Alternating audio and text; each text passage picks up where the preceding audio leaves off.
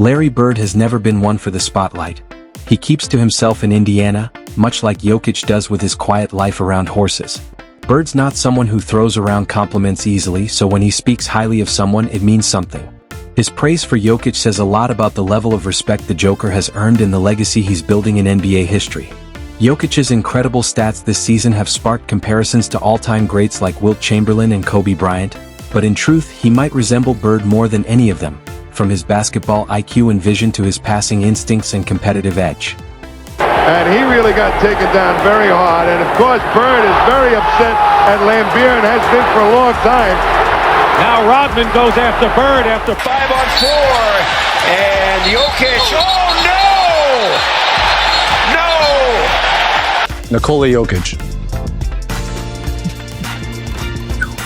I would love to play against him. Larry Bird has always lived for competition. So when he says he'd rather play against Nikola Jokić than with him, it's not disrespect, it's admiration. Bird recognizes greatness when he sees it, and he only wants to test himself against the best. That drive to compete is what defined Bird's career. Whether it was torching Atlanta for 60 points in 1985 or outdueling Magic Johnson in those legendary finals showdowns, Bird was fueled by challenges that pushed him to his limits.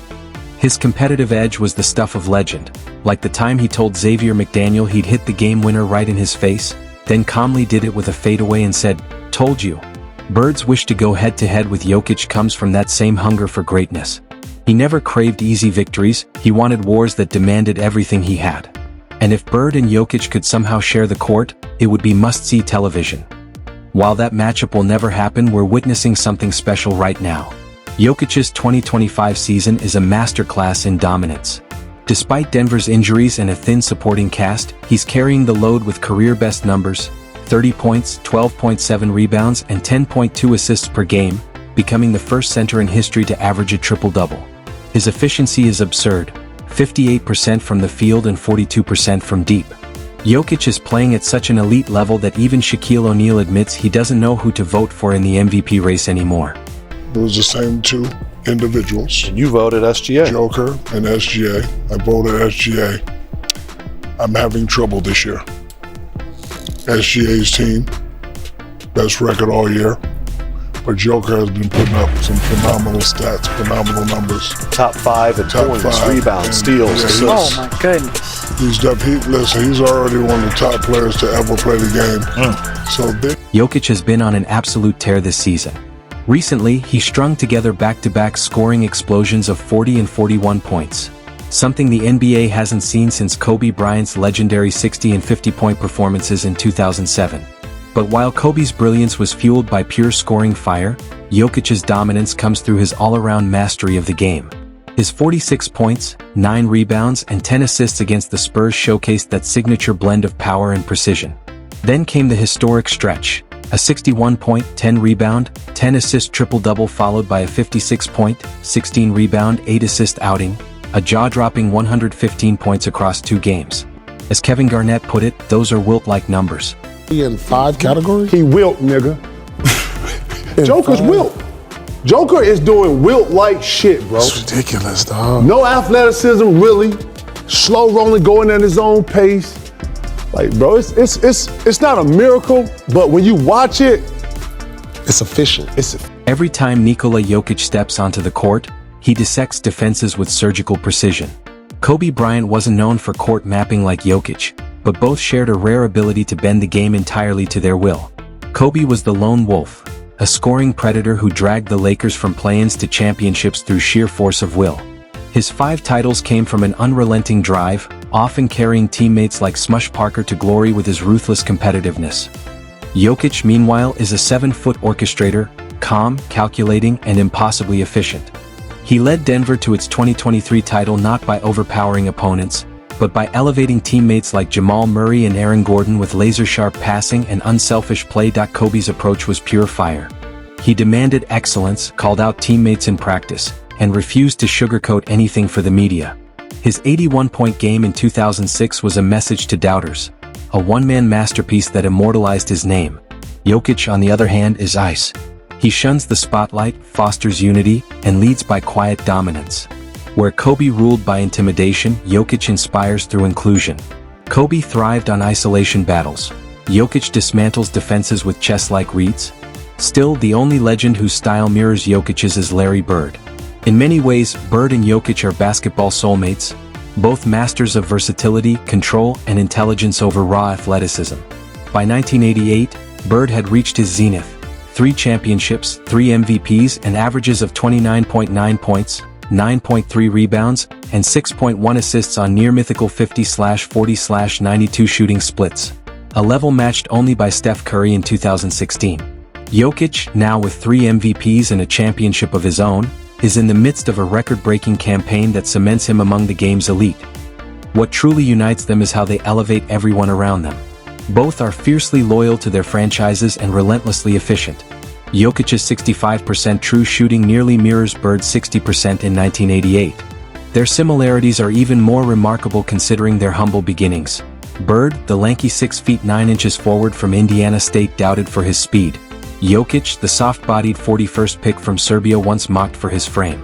Yet both proved that basketball IQ and skill can outshine athleticism. Their scoring is surgical. Jokic's soft-touch hooks and Bird's high-arching fadeaways cut defenses apart with the same precision. Jokić averages 12.6 rebounds a game to Bird's 9.3. Impressive symmetry for 2 players separated by generations, yet united by brilliance. I would love to play against him. He's good. He's good, right? He's good. There's so many great centers over the history of our game. Man, is he good. I just hope he stays healthy and able to continue to do what he does, because he is fun to watch. Probably more so than anybody in the league. It used to be that when the Golden State was healthy, they were really fun to watch. Now I've switched over to Denver. Larry Bird and Nikola Jokić are passing wizards, masters of making everyone around them better. Jokic's no-look, cross-court laser to Jamal Murray against the Spurs rivals Bird's legendary 1988 volleyball-style lob to Robert Parrish for an easy slam. Jokić currently leads the league with 10.2 assists per game, while Bird's 6.1 assists in 1988 topped all forwards. Both see the floor like chess grandmasters, transforming double teams into opportunities and elevating their teams through sheer vision. The ripple effect of their passing brilliance is measurable. In 1988, Bird's playmaking and floor spacing pushed Boston's offense to new heights. Kevin McHale and Robert Parrish finished first and second in the NBA in field goal percentage, while Danny Ainge, fueled by Bird's kickouts, hit 41.5% from 3, a career best that ranked 6th in the league. Jokic's impact on the 2025 Nuggets mirrors that.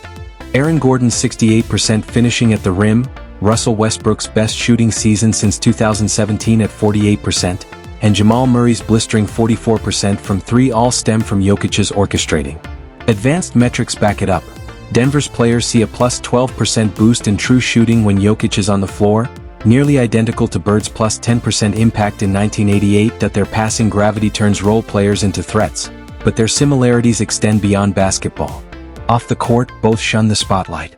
Jokić prefers horse racing to interviews, even skipping press conferences to check on his stable, while Bird famously avoided the media altogether, once working as a garbage man before his NBA rise.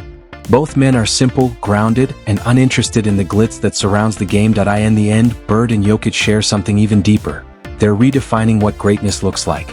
Though separated by nearly 4 decades, their styles are timeless, intelligent, unselfish, and relentlessly effective.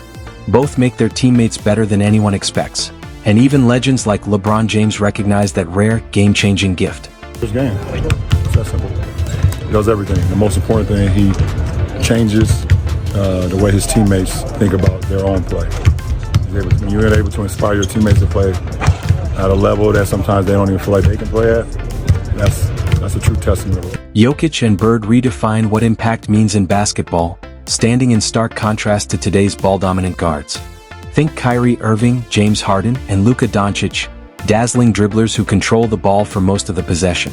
Curry averages 5.2 dribbles per touch, Harden 6.1, and Luka 5.8, often holding the ball for over 8 seconds at a time. Jokić, meanwhile, averages just 1.4 dribbles per touch, ranking 46th among the league's top 5 touch leaders, yet he's producing 29.6 points and 10.2 assists per game. In other words, Jokić is doing more with less, outperforming the very stars who dominate the ball. Back in the 1980s, advanced metrics like player touches didn't exist, but Bird's style clearly mirrored this efficiency. He thrived on quick decisions, a single dribble, a sharp pass, or an instant pull-up jumper, all designed to keep the offense flowing.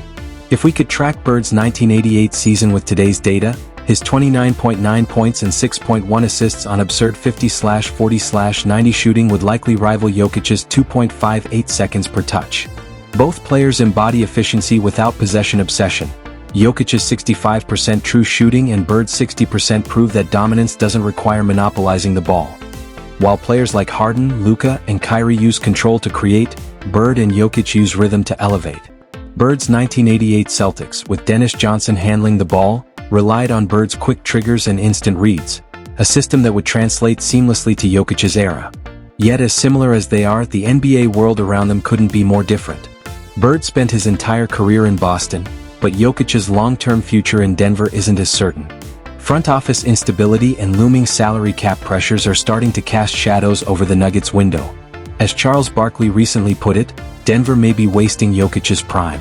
And in today's ruthless, market-driven NBA, where global stars are constantly pulled toward big-market franchises, even a player as loyal as Jokić may one day face a hard decision. Telling you, you cannot waste this guy's prime. This guy's the best player in the world. Get greedy. He is the best player in the world. They won a championship. I know, but he's like they could win. Do you think the Joker might eventually demand a trade? Or could the Nuggets actually move on from him first? Drop your thoughts in the comments below.